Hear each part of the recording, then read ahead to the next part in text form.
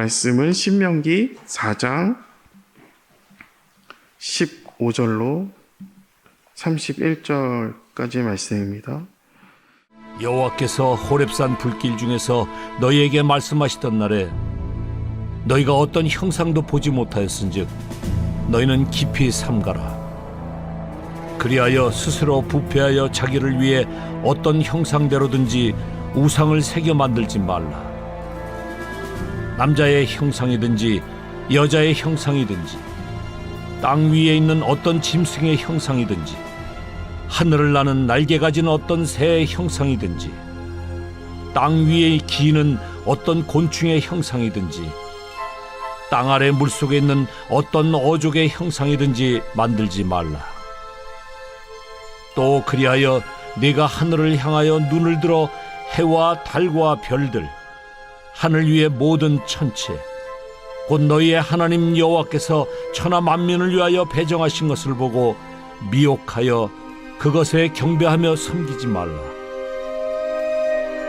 여호와께서 너희를 택하시고 너희를 쇠 풀문불 곧 애굽에서 인도하여 내사 자기 기업의 백성을 삼으신 것이 오늘과 같아도 여호와께서 너희로 말미암아 내게 진노하사 내게 요단을 건너지 못하며 내 하나님 여호와께서 네게 기업으로 주신 그 아름다운 땅에 들어가지 못하게 하리라고 맹세하셨은즉 나는 이 땅에서 죽고 요단을 건너지 못하려니와 너희는 건너가서 그 아름다운 땅을 얻으리니 너희는 스스로 삼가 너희의 하나님 여호와께서 너희와 세우신 언약을 잊지 말고 내 하나님 여호와께서 금하신 어떤 형상의 우상도 조각하지 말라. 내 하나님 여호와는 소멸하는 불이시요 질투하시는 하나님이시니라. 네가 그 땅에서 아들을 낳고 손자를 얻으며 오래 살 때에 만일 스스로 부패하여 무슨 형상의 우상이든지 조각하여 내 하나님 여호와 앞에 악을 행함으로 그의 노를 일으키면 내가 오늘 천지를 불러 증거를 삼노니 너희가 요단을 건너가서 얻는 땅에서 속히 망할 것이라. 너희가 거기서 너희의 날이 길지 못하고 전멸될 것이니라. 여호와께서 너희를 여러 민족 중에 흩으실 것이요 여호와께서 너희를 쫓아보내실 그 여러 민족 중에 너희의 남은 수가 많지 못할 것이며 너희는 거기서 사람의 손으로 만든 바 보지도 못하며 듣지도 못하며 먹지도 못하며 냄새도 맡지 못하는 목석의 신들을 섬기리라. 그러나 네가 거기서 네 하나님 여호와를 찾게 되리니 만일 마음을 다하고 뜻을 다하여 그를 찾으면 만나리라.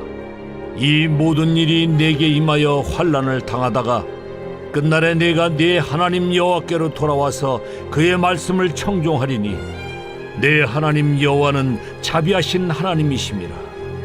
그가 너를 버리지 아니하시며 너를 멸하지 아니하시며 내 조상들에게 맹세하신 언약을 잊지 아니하시리라. 아멘. 네. 오늘 말씀에는 좀 시제, 시간상 과거, 현재, 미래가 좀 다 복합적으로 있습니다. 그래서 오늘 본문으로만 보면 저희가 읽은 본문으로 보면 15절부터 20장이고요. 20절까지 또 4장 전체로 보면 9절부터 20절까지가 이제 과거의 내용이고 21절부터 24절이 현재라는 것을 볼 수 있고요. 25절부터 31절이 이제 미래에 대해서 어떤 우상 숭배에 대한 경고를 하고 계십니다. 15절은 출애굽한 백성들이 호렙산에서 언약을 맺었다. 그렇죠? 그곳에서 하나님의 형상이 나타나지 않았습니다. 그럼에도 불구하고 하나님을 형상으로 담으려 한다는 거죠. 여러분, 형상으로 하나님을 닮는 것 자체가 교만이죠. 여러분, 하나님을 위해서 집을 짓고 성전을 만드는 것도 말이 안 되는데 하나님의 형상을 만든다는 것 자체가 어떻게 보면 사람의 교만입니다. 언약을 할 때 말씀을 듣고 형상을 보지 못했으니 어떤 형상도 만들지 마라. 여러분, 우상은 눈에 보이는 형상이라는 거죠. 하나님은 눈에 보이지 않지만 들리는 말씀이라는 거예요. 여러분, 믿음이 이것을 통해서 우리가 믿음을 여러분 본다고 우리의 믿음을 지킬 수 있는 것이 아니라는 거죠. 여러분, 기적 같은 일을 경험하고 또 그것을 반다고 우리의 믿음을 지킬 수 있는 것이 아니라 믿음은 바로 들음에서 난다. 말씀을 들어야 된다라는 거죠. 그래서 16절에 그리하여 스스로 부패하여 자기를 위하여 어떤 형상대로든지 우상을 새겨 만들지 말라. 남자의 형상이든지 여자의 형상이든지 하면서 형상을 만드는 이유가 16절에 나와 있죠. 스스로 부패했다. 사실 스스로 부패했다는 말이 계속 반복적으로 나오고 있었는데 또 자기를 위해서 우상을 만들었다라고 되어 있어요. 그러니까 스스로 부패했다라는 것은 타락을 했다라는 의미가 있는 거죠. 여러분, 사람은 하나님과 단절이 되면 그 자리에 무언가 여러분 놓게 되어 있어요. 그것은 그 무엇은 자기를 위하여 놓게 되어 있다는 것이죠. 하나님은 우상화해서 송아지를 만드는 거예요. 어떤 우상을 놓고 우상을 섬기는 것보다 여러분 하나님을 우상화해서 섬기는 것이 어떻게 보면 더 큰 죄로 볼 수 있다는 거죠. 오늘 우리도 동일하죠. 출애굽한 이스라엘 백성이 모세가 시내산 언약을 맺을 때 이스라엘 백성이 송아지 우상을 만든 것처럼 여러분 하나님을 우상화하는 것에 대해서 범죄하는 일이 없어야 된다는 것이죠. 그래서 15절에 마지막이 삼가라라고 되어 있는 거예요. 삼가하지 않고 스스로 부패해서 자기를 위한 신을 만들고 그 신을 하나님으로 여긴다라는 거죠. 여러분, 지금은 어떤 형상을 만드는 시대는 아니죠.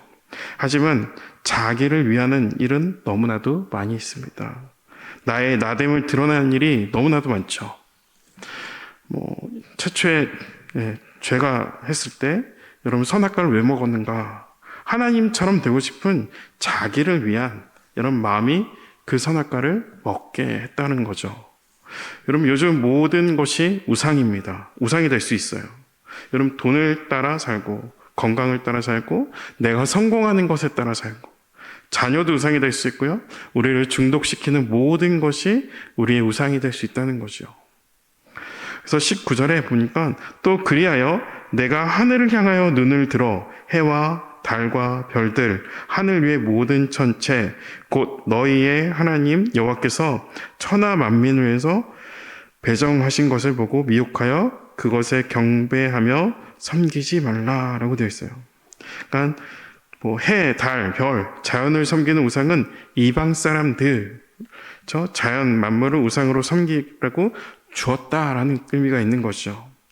그래서 20에서 24절은 출애굽을 해도 우상 숭배를 하면 가나안 땅에 갈 수 없다라는 것을 말씀해 주고 있는 거죠. 여러분, 신명기의 서론 내용 중에서 시내산에서 율법을 주신 이유는 바로 하나님 나라 백성으로 살아가기 위함이었어요. 우상을 숭배하면 하나님 나라의 백성으로 살아갈 수 없습니다. 그러므로 출애굽의 은혜를 받았어도 가나안 땅에 들어갈 수 없는 거예요. 가나안 땅에서 우상을 섬기면 그 땅에서 내쫓김을 당하는 거죠. 그래서 21절인데요. 여호와께서 너희로 말미암아 내게 진노하사 내게 요단을 건너지 못하며 내 하나님 여호와께서 내게 기업으로 주신 그 아름다운 땅에 들어가지 못하게 하리라고 맹세하였은즉 22절에는 모세가 나는 못 간다 이야기하는 거예요. 이스라엘 백성은 출애굽하고 나서 하나님 자기를 위한 하나님이길 기대했어요. 이스라엘 백성이 출애굽하고 나서 하나님, 온전히 하나님 백성이길 원했다는 거죠. 그런데 이스라엘 백성은 자기를 위한 하나님이라는 것을 기대했다는 거죠. 물이 없으면 물을 주시는 하나님이어야 되고요. 고기가 없으면 고기 반찬을 당장 먹게 해주는 그런 하나님이어야 된다는 거죠. 자기를 위해서 이들은 하나님을 따라 출애굽했다는 거죠. 광야를 걸어가는 이스라엘 백성 모두가 스스로 부패하고 타락해서 하나님과 함께하지만 사실은 하나님과 떠나 있었다라는 거죠. 자기를 위해서 하나님을 섬기고 있었다는 거예요. 그래서 모세는 가나안 땅을 앞에 두고 사실 갑자기 돌연사해요.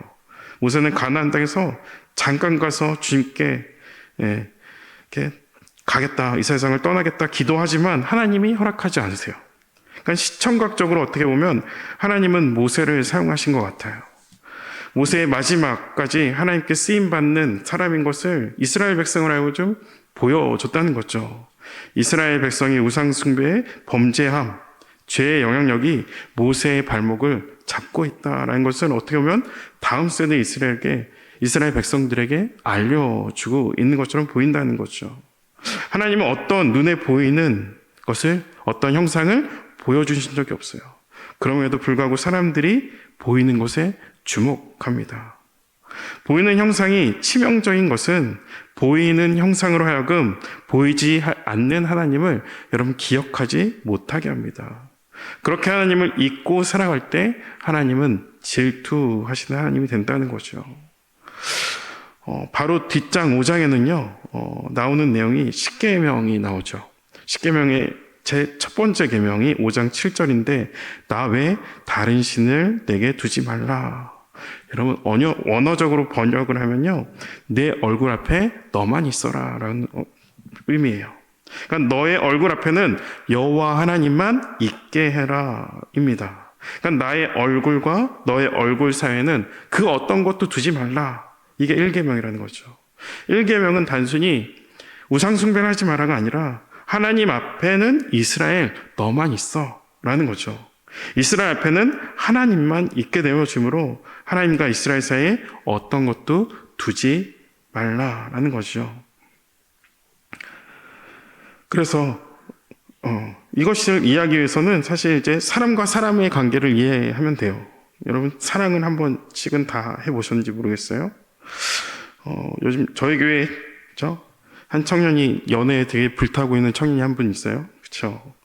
제가 지난달 엄청 추울 때도 이 청년한테 이렇게 우스갯소리로 겉옷 안 입어도 되겠다고 봄날이라고 혼자 그런 얘기 했었는데 지금 이 청년이 사랑의 감정이 막 불타고 있을 때 여러분 걸리적거리는 게 과연 무엇인가 라고 했을 때 두 사람 사이를 누군가 껴들 때가 제일 걸리적거리는 거죠. 그러니까 사랑하는 사람들이 단둘이 신하는 것을 원하는데 그걸 끼어든다는 거 이게 용납하기가 힘든다는 거죠. 그러니까 하나님은 애굽에서 이스라엘을 건져내서 하신 말씀은 나한테 뭘로 제사를 드릴 거야.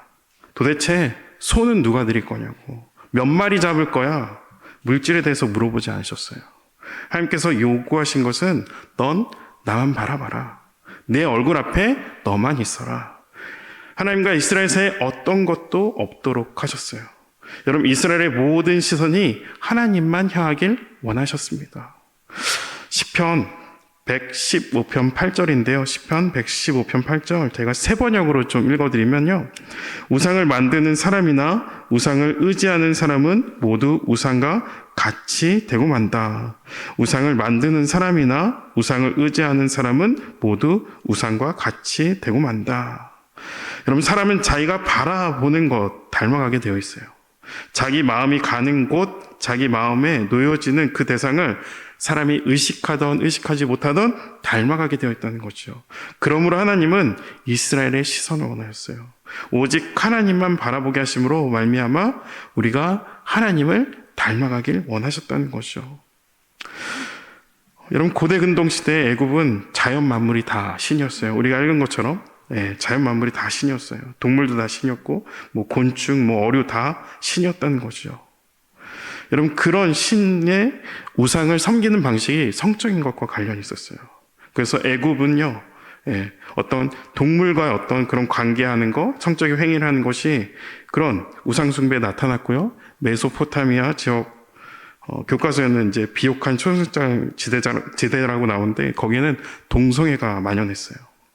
그러므로 가나안 땅은 그 낀 장소에서 저 동물과의 그런 관계, 동성애 이런 게 쉽게 이루어지는 곳이었다는 거죠. 음란한 곳이었어요. 사람은 음란한 신을 섬기면 섬길수록 음란해지고요. 부도덕한 신을 섬길수록 부도덕해집니다. 사람은 바라보는 것을 닮아가게 되어 있다는 거예요. 가나안에서 하나님이 원하시는 것은 비록 너의 두 발은 우상과 음란이 만연한 가나안 땅이지만 너의 모든 시선 그것은 하나님을 향하라 라는 거죠. 네가 서 있는 곳 그곳에서 하나님만 높여라 라는 의미예요. 나만 바라봐라 말씀하시는 거죠.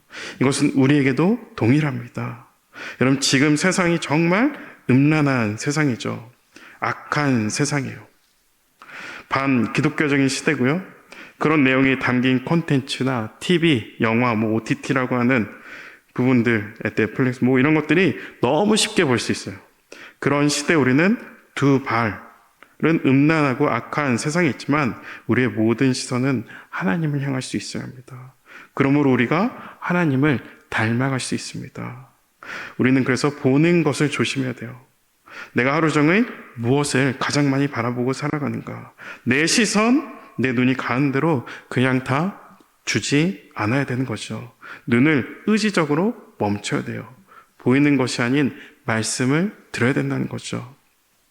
공적인 일, 어떤 회사 일을 제외했을 때 나의 시선이 가장 많이 가는 것은 무엇이고 어떤 것을 바라보고 있습니까?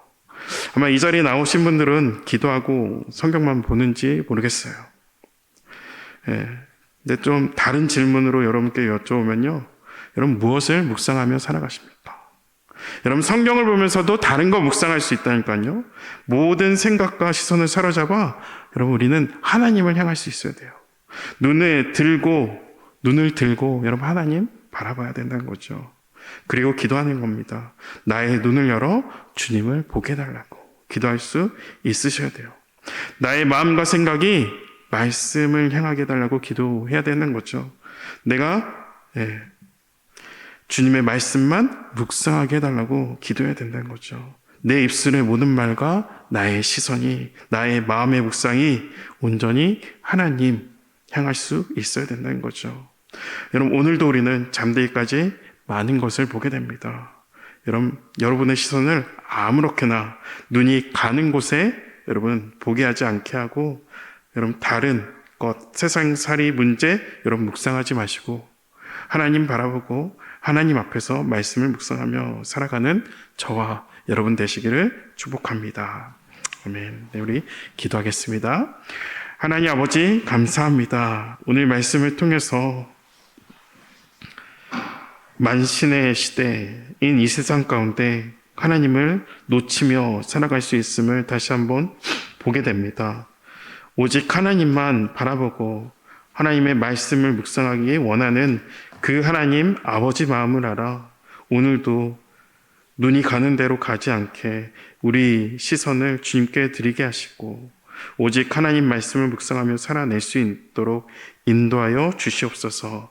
감사드리며 예수 그리스도 이름으로 기도합니다. 아멘.